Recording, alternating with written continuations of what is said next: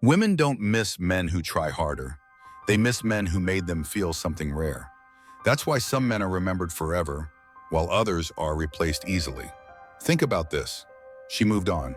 She's with someone new, but still, she checks your profile, still remembers small details about you. Not because she wants you back, but because something about you never left her mind. Psychology calls this emotional imprinting.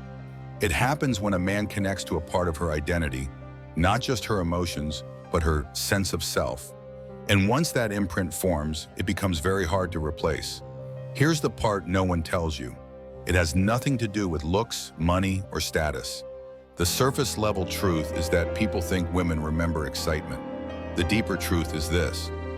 Women can't replace men who made them feel emotionally understood without losing control of themselves. Those men didn't chase, they didn't beg, they didn't over-explain. They stayed grounded, calm, centered, and that balance creates tension the brain remembers. But this is only half the story. Being unforgettable isn't about intensity, it's about restraint. Psychology shows women struggle to replace men who had three traits: emotional stability, a life that didn't revolve around her, and selective availability, present but not dependent. When she was emotional, you didn't panic. When she pulled away, you didn't chase. When things got confusing, you stayed centered.